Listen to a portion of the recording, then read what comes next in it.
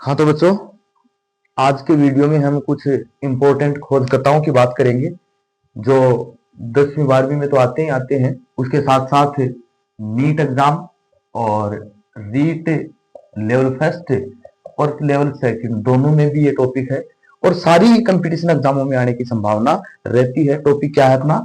Important खोजकर्ताओं का है। कोशिका के अंदर कुछ पार्ट्स होते हैं, कोशिकांग होते हैं, उनके खोजकर्ताओं की अपन चर्चा करेंगे। तो सबसे पहले तो देखो अपन देख लेते हैं कि कोशिका की खोज किसने की, है ना। कोशिका शरीर की, अपने शरीर की संरचनात्मक और क्रियात्मक इकाई होती है, ये बात आप जानते हो, क्योंकि अपना शरीर अनेक कोशिकाओं से मिलकर बना होता है। इसलिए कोशिका को क्या कहा जाता है? कोशिका शरीर की संरचनात्मक और क्रियात्मक इकाई होती है। सबसे पहले कोशिका की खोज रॉबर्ट हुक द्वारा की गई। किसके द्वारा की गई? रॉबर्ट हुक द्वारा कोशिका की खोज की गई। किसने की? तो अपन कह सकते हैं कि बोतल के कोर्क, ढक्कन होता है बोतल का, उसके अंदर एक प्लास्टिक कागज सा लगा रहता है, उस कोरक के अंदर कोशिकाएं खोज की। या अपन कह सकते हैं कि प्याज के छिलके में इन्होंने खोज की। ठीक है, किसकी खोज की? कोशिकाएं। किसने की? सबसे पहले रॉबर्ट हुक ने। लेकिन याद रखना, इन्होंने दोनों ही चीजों में खोज की है तो मर्त है, तो इन्होंने मर्त जीवों में खोज की। मर्त जीवों में कोशिकाएं खोज किसने की है? रॉबर्ट हुक ने। वैसे कोशिकाएं खोजकर्ता के रूप में इनका ही नाम आता है, ठीक है ना। लेकिन जीवित कोशिकाएं खोज, जीवित कोशिका की खोज है वो की है बेटा जी एंटोन वॉन ल्यूवेनहोफ ने। ल्यूवेनहोफ ने की। ठीक है, नीट में क्वेश्चन आया था पिछली बार कि कोशिका की खोज किसने की? बच्चों ने उत्तर दिया रॉबर्ट हुक ने, लेकिन वहां क्वेश्चन का उत्तर है ना वो माना गया एंटोन वान ल्यूवेनहोफ। क्यों माना गया? क्योंकि इन्होंने जीवित कोशिका में कोशिका की खोज की। जीवित कोशिका के अंदर कोशिका को खोजा किसने? एंटोन वान ल्यूवेनहोफ ने। ठीक है, इन्होंने किसके अंदर खोज की? तो थूक, लार, दांतों के खुरचे गए इनेमल, इनके अंदर इन्होंने खोज की। तो ये तो जीवित कोशिकाएं हैं सारी की सारी।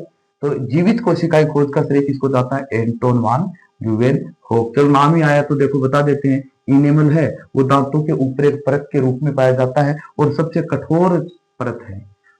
अपने शरीर का सबसे कठोर भाग क्या है? ये है, ठीक है ना। सबसे कठोर, अपने मानव शरीर का सबसे कठोर भाग क्या है? दांतों के ऊपर पाया जाने वाला इनेमल। चलो अब अपन बात करते हैं, जैसे ये कोई कोशिका है और कोशिका के अंदर ये केंद्रक है, तो केंद्रक की खोज, किसकी खोज? केंद्रक की खोज करने का श्रेय जाता है बेटा जी, याद रखना, रॉबर्ट ब्राउन। Robert brown. केंद्र के अंदर क्या रहता है? तो केंद्र के अंदर तो है ना डीएनए रहता है। क्या रहता है? डीएनए और हिस्टोन प्रोटीन रहते हैं। डीएनए और हिस्टोन प्रोटीन केंद्र के अंदर रहते हैं और दोनों मिलकर किसका निर्माण करते हैं? गुणसूत्र का निर्माण करते हैं। किसका निर्माण करते हैं? गुणसूत्र का निर्माण करते हैं। और गुणसूत्र की खोज है ना वो याद रखना बेटा जी वाल्डेर ने की। किसने की है? वाल्डेर नामक वैज्ञानिक ने की। कहाँ रहता है गुणसूत्र? केंद्रक में रहते हैं। किससे मिलकर बने होते हैं? डीएनए और हिस्टोन प्रोटीन से मिलकर बने होते हैं। अच्छा, गुणसूत्रों के ऊपर तो जीन सवार रहते हैं। क्या सवार रहते हैं? जीन सवार रहते हैं, जो आनुवांशिक लक्षणों को एक पीढ़ी से दूसरी पीढ़ी में ले जाने का कार्य करते हैं। तो जीन शब्द ना, ये शब्द दिया है जोहानसन नामक वैज्ञानिक ने। किसने दिया है? जोहानसन नामक वैज्ञानिक। याद रखना, कोशिका में केंद्रक की खोज किसने की है? रॉबर्ट ब्राउन ने। केंद्रक किसका बना रहता है? डीएनए और हिस्टोन प्रोटीन का। और वो दोनों मिलकर के क्या बनाते हैं? गुणसूत्र बनाते हैं, क्रोमोसोम बनाते हैं। क्रोमोसोम की खोज किसने की है? वाल्डेर ने की है। गुणसूत्रों के ऊपर जीन सवार रहते हैं जो क्या करते हैं? एक पीढ़ी से दूसरी पीढ़ी में लक्षणों को लेके जाते हैं। इसकी खोज किसने की है? जोहानसन नामक वैज्ञानिक ने की है। ठीक है, बात करें अपन डीएनए की, तो डीएनए के लिए सबसे पहले बताया वाटसन व क्रिक नामक वैज्ञानिकों ने सबसे पहले किसके बारे में बताया? डीएनए का। ठीक है, डीएनए के बारे में किसने बताया? वाटसन और क्रिक नामक वैज्ञानिकों ने बताया। ठीक है, चलो एक कोशिका के अंदर ही देखो राइबोसोम पाया जाता है। क्या पाया जाता है? राइबोसोम पाया जाता है। और राइबोसोम की खोज बेटा की है किसने? पेलाडे ने। किसने की है? पेलाडे ने। राइबोसोम है ना, दो प्रकार का होता है। एक तो होता है 70S राइबोसोम और एक होता है 80S राइबोसोम। एक तो क्या होता है 70S राइबोसोम और एक होता है 80S राइबोसोम। 70S राइबोसोम है, इसकी दो उप इकाइयां होती है। क्या होती हैं? उप इकाइयां। उप इकाइयां होती हैं किसकी? 70S राइबोसोम की उप इकाइयां। एक तो बोलते हैं 50S और एक बोलते हैं 30S, 30S। ठीक है, 70S राइबोसोम की दो उप इकाइयां 50S और 30S। ऐसे मत सोच लेना कि 80S होगा सर, ये सुनना, ऐसा नहीं है। 50S और 30S दो उप इकाई हैं, किसकी है? 70S राइबोसोम की। चलो 80S राइबोसोम की दो उप इकाइयां कौन सी है? एक तो 60S और एक 40S, 16S एंड 40S। ठीक है, ये किसकी उप इकाइयां हैं? 80S राइबोसोम की। तो राइबोसोम की खोज किसने की है? पेलाडे ने की। ठीक है, एक कोशिका के अंदर ही पाया जाता है बेटा गोल्जिकाय। क्या पाया जाता है? गोल्जिकाय। ये लो गोल्जिकाय। इसकी खोज की है बेटा केमिलो गोल्जी। Camillo Golgi. कई किताबों में केमिनो भी लिखा रहता है, तो जो भी आए परीक्षा में कर देंगे आप। गोल्जिकाय की खोज किसने की है? केमिनो गोल्जी नामक वैज्ञानिक ने की है। ठीक है, चलो एक बेटा जी पाया जाता है लाइसोसोम। क्या पाया जाता है? लाइसोसोम। ठीक है, लाइसोसोम की खोज किसने की है? डी डी डूबे। डी डूबे या इसको डी ड्यूब भी कह देते हैं, कई बार डी ड्यूब भी कह देते हैं। ठीक है, राइबोसोम के लिए एक इंपॉर्टेंट क्वेश्चन बनता है कि राइबोसोम को कोशिका की आत्मघाती थैली कहा जाता है। क्यों कहा जाता है? क्योंकि जो लाइसोसोम है वो कोशिका के अंदर जो अपशिष्ट पदार्थ है उनका पाचन करने का कार्य करता है। क्या करता है? अपशिष्ट का पाचन करने का कार्य करता है। लेकिन कई बार क्या होता है कि इसको अपशिष्ट कोशिका के अंदर नहीं मिल पाते।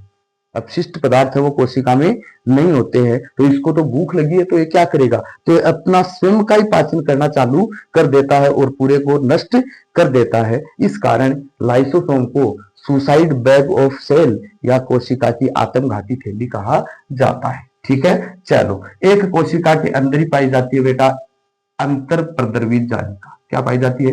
अंतर प्रद्रवी जालिका। बोले तो endoplasmic reticulum. Endoplasmic reticulum ER के नाम से जाना जाता है इसको। इसकी खोज की है बेटा किथ पोर्टर ने। किसने की है? किथ पोर्टर नामक वैज्ञानिक ने इनकी खोज की है। दो प्रकार की होती है अंतर प्रद्रवी जालिका। एक तो होती है खुरदरी अंतर प्रद्रवी जालिका। क्या होती है?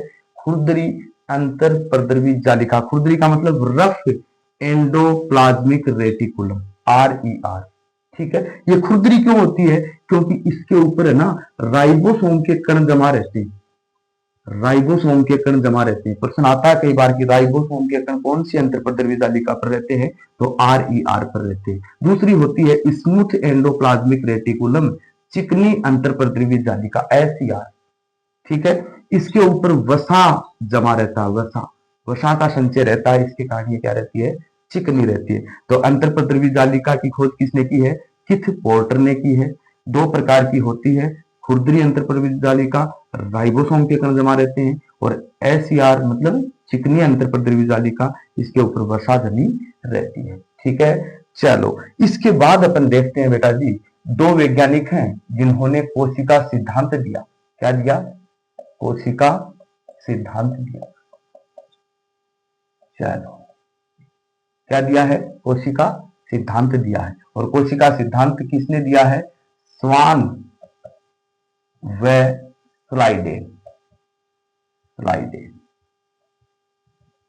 ठीक है, दो वैज्ञानिकों ने कोशिका सिद्धांत दिया है। और कोशिका सिद्धांत में क्या बताया इन्होंने कि कोशिका शरीर की संरचनात्मक और क्रियात्मक इकाई होती है। क्या बताया? कि कोशिका शरीर की संरचनात्मक और क्रियात्मक इकाई होती है। और एक कहा कि किसी नई कोशिका का निर्माण है ना वो पुरानी कोशिका में कोशिका विभाजन के द्वारा होता है। ये दो बात बताई इन्होंने। इसी को कहते हैं, इन बातों को ही क्या कहते हैं? कोशिका सिद्धांत कहते हैं। किसने दिया? स्वान और स्लाइडेन ने दिया, याद रखना। अच्छा, ये इस कई बार पूछ लेते हैं कि ये तो क्या था और ये क्या था। तो स्वान तो था एक जंतु शास्त्री, जंतु शास्त्री जूलॉजिकल था एक, और स्लाइडेन था एक वनस्पति शास्त्री, वनस्पति शास्त्री, ये बोटनिकल वैज्ञानिक था, वनस्पति शास्त्र। कैसे याद रहेगा सबके? इसी बार नीट में क्यों सुना गया था कि स्वान कौन है, स्लाइडेन कौन है, ठीक है ना। और इनका पूरा नाम भी देखो, स्वान का है थियोडोर स्वान, थियोडोर स्वान, और स्लाइडेन का है मेथियास स्लाइडेन, मेथियास स्लाइडेन, याद रखना, ठीक है। अच्छा, स्वान को जंतु शास्त्र सर याद कैसे रखी, तो याद रखना, देखो स्वान को हिंदी में कहते हैं कुत्ता, क्या कहते हैं, कुत्ता, और कुत्ता तो एक जीव है, तो जीव है तो ये भी क्या हो गया है, जंतु शास्त्री हो गया, याद रख लेना, ऐसे याद रहेगा। तो जंतु शास्त्री तो स्वान है, और स्लाइडेन कौन है, वनस्पति शास्त्री। इन दोनों ने क्या किया, कोशिका सिद्धांत प्रस्तुत किया, ठीक है। कोशिका सिद्धांत में एक और वैज्ञानिक आए जिन्होंने एक नया नारा दिया, नई बात बताई। इन्होंने क्या बताया, इन्होंने कहा कि ओमनिस सेलुला, ओमनिस सेलुला, इंग्लिश में बताया ई सेलुला, ओमनिस सेलुला ई सेलुला, क्या बताया, ओमनिस सेलुला ई सेलुला। इसका अर्थ होता है नई कोशिका का निर्माण पूर्ववर्ती कोशिका से ही होता है। और ये बात किसने बताई बेटा, एक वैज्ञानिक है, याद रखना, रूडोल्फ, रूडोल्फ विर्सो। किसने बताई, रूडोल्फ विर्सो। रूडोल्फ विर्सो ने क्या बताया, ई सेलुला ओमनिस सेलुला, ई सेलुला ओमनिस सेलुला, ठीक है। इसके बाद और मैं बताऊं कि एक कोशिका के अंदर तारक काय होता है, क्या होता है, तारक काय, ओके। और तारक काय की खोज की बेटा टी बावेरी ने, टी बावेरी, तारक काय की खोज किसने की, टी बावेरी नामक वैज्ञानिक ने की, ठीक है। गोल्जी काय की खोज किसने की है, केमिनो गोल्जी ने की है। अंतर प्रद्रवी जाली की खोज किसने की है, किथ पोर्टर ने की है, ठीक है। दो प्रकार की होती है, आरईआर और एसईआर, ठीक है। कोशिकाई खोज बताई थी आपको, मृत कोशिकाई खोज रॉबर्ट हुक ने, जीवित कोशिकाई खोज किसने की है, एंटोन वान ल्यूवेन होक ने। कोशिका सिद्धांत किसने दिया, स्वान और स्लाइडन ने। रूडोल्फ विर्सो ने बताया ई सेलुला ओमनिस सेलुला। राइबोसोम की खोज पेलाडे ने की है। दो प्रकार का होता है, 70S और 80S। 70S की उप इकाइयां 50S और 30S, और 80S की दो इकाइयां 60S और 40S। गोल्जी काय की केमिनो गोल्जी बताई थी। लाइसोसोम को कोशिका की आत्मघाती थैली कहा जाता है, इसकी खोज दी दुबे ने की। आज के वीडियो में बेटा जी इतना ही, याद रखना, इंपॉर्टेंट बातें हैं सारी, और कुछ बच गए खोजकर्ता, उनके बारे में अपन बाद में चर्चा करेंगे। ओके बेटा।